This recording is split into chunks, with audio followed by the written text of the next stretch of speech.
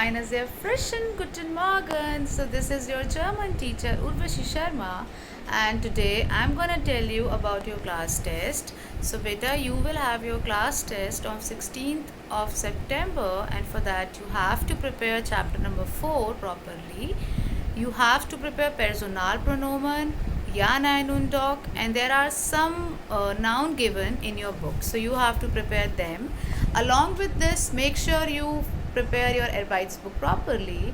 And today I'm gonna start with the revision of ja, nein und doch. So let's get started. So 7th class, as you can see that today I'm gonna discuss about ja, nein und doch. Yes.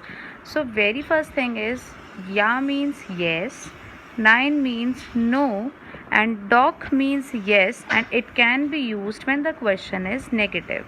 So what you need to understand first, put your focus on ja and nein.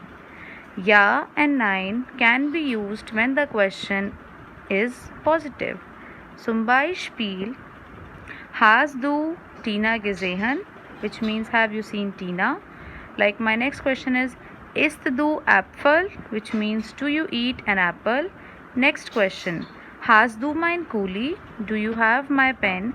In these examples, you can see that my question was positive. Now, I will have two options. Like suppose if I am saying, studiers du in JMPS, which means, do you study in JMPS? Your first option will be, ja, ich studiere in JMPS. Second can be, nein, ich studiere nicht in JMPS. So this is very simple. You will have two options. Now another example. Lernst du Deutsch? Which means, do you learn German? Now again the question is positive. There is nothing negative in the question. So you can say, ja, ich lerne Deutsch. And second negatively you can say, nein, ich lerne Deutsch nicht. So ja is yes, nein is no, and the tip is they can be used when the question is positive. Now let's move on the next concept, which is doch. Okay, now doch also means yes, and it can also be used when the question is negative. Like if my question is, hast du nicht meinen Kuli?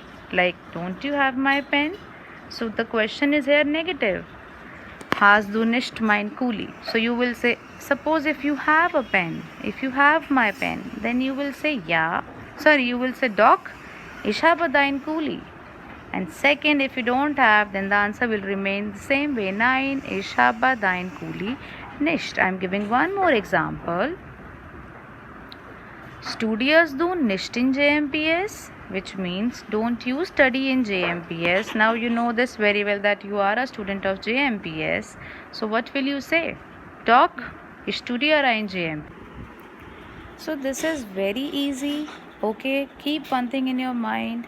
Ja and nein with positive question. Doch with negative question. That's it. So I have explained this with the very common examples today. I have not taken any example of your book. There are multiple questions. Like I am giving you a list of questions that are negative. In all those questions we will use doch. Like spielst du nicht Cricket? Hast du nicht mein Deutschbuch? Isst du nicht Pizza? Trinkst du nicht Cola? So these are some example where you can see my question was negative. So in all these questions, either I will use doch or I will use nein. So this is all for today, everybody. I hope this grammatical area is clear to you all, ja, nein und doch, and I hope that my last topic also, Personalpronomen, is clear to you all. So now let me tell you something about your class test. In your class test, you will have only chapter 4, and from that chapter 4 you have to prepare translation properly. Okay, I'll brief you people more in my Webex session, and you have to prepare the nouns of the chapter properly.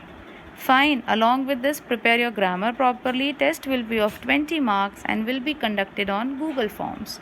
So this is all for today. Thank you all and have a nice day.